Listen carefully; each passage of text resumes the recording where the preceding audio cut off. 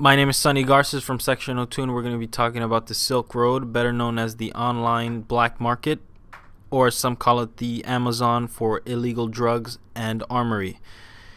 We're also going to be talking about bitcoins and how that system of currency culminates with the purchasing of these drugs on the market. Hey, I'm Matthew Masulam. I'm going to be talking about the online drug community and how it's affecting the media as we know it. Hey, I'm Julius Wilson, and I'll be talking about the complexity of the Bitcoin system and the problems that it may have becoming a norm in American society. Hey, I'm Usman, and I'm going to talking about the Silk Road and the conviction of drug pirate Robert.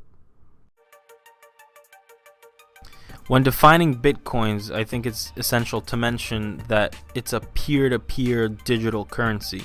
It isn't something that's physical that you can hold in your hand. It's like a wallet, which is what they use. It's called a wallet, and there you hold all your bitcoins.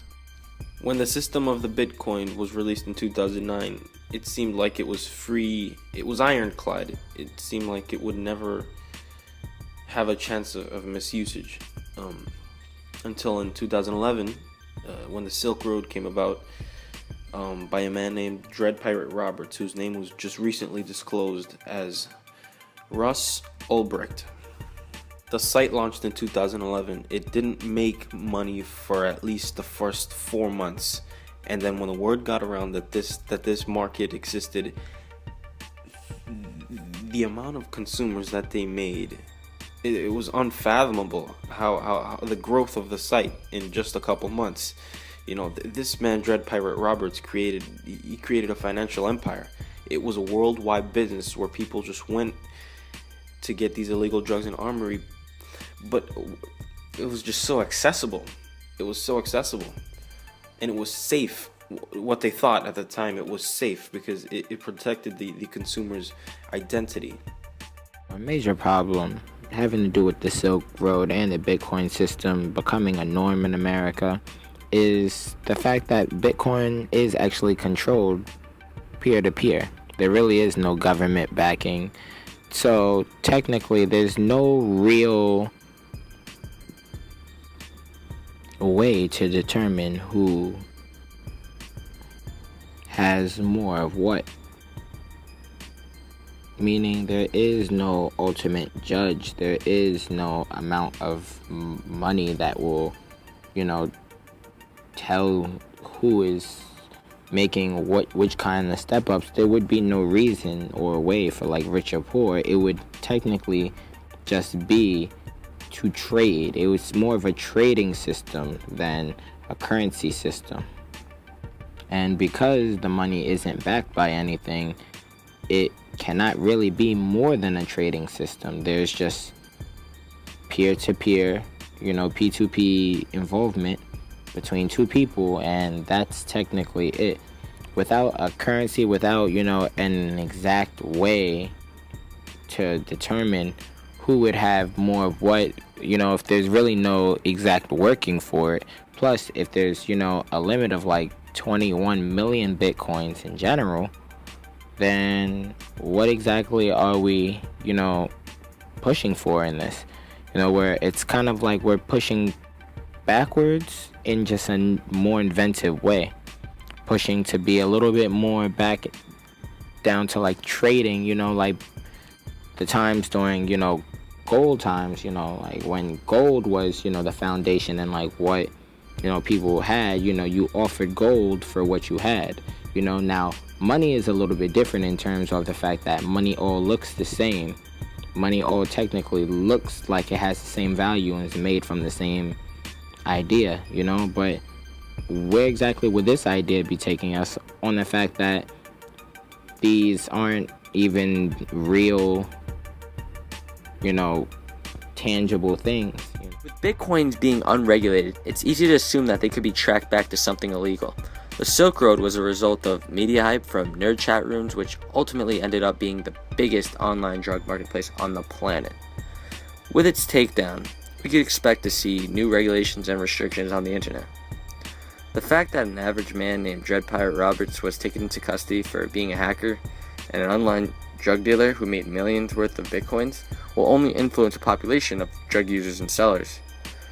Since news media brought this topic up on the internet and now many people know about it, just like everyone else out there who wants to be rich and famous will try to do whatever it takes to outdo his or her own predecessor.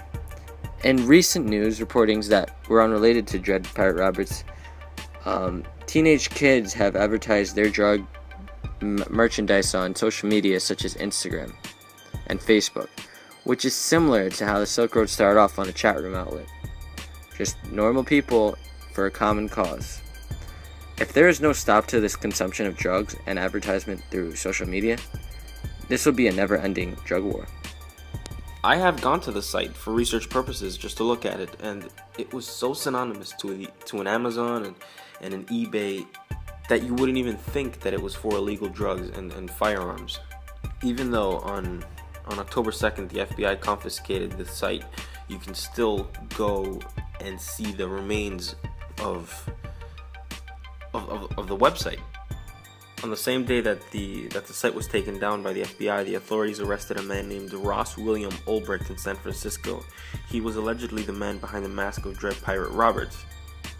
See, so he was brought to court under the suspicion of drug trafficking, money laundering, illegal computer hacking, and soliciting murder through the drugs and the guns. But throughout my research, what's really stood out is the fact that this man, Dread Pirate Roberts, managed to bring in $92,000 as revenue per month.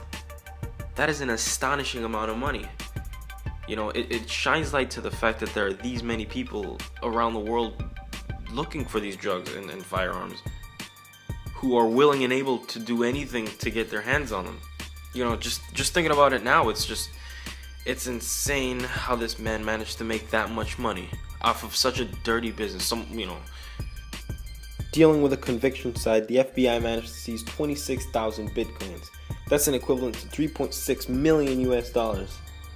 An FBI spokesperson who spoke October 29, 2013, said that they would hold on to the profits until the judicial process is completed, and Dread Pirate Roberts is either let go or convicted. But the way things are looking, his chances of being let go are very slim. The spokesperson also said that the FBI is hoping to liquidate the bitcoins and put them back into circulation. It's really unfortunate to see that the bitcoins and online media used in such a negative way when they are in fact really positive. For instance, the bitcoins are an innovation of currency and could be possibly used in the future. And online media is an innovation of communicating, which also makes me glad that something like this has happened or has been caught, because now that people are aware of drug dealing on the internet, they will take the necessary precautions when making a site or refusing people on a site. Although it is a shame that these bitcoins, being the first form of cryptocurrency, are going to get such a bad reputation for being associated with the first online black market, who managed to make so much money.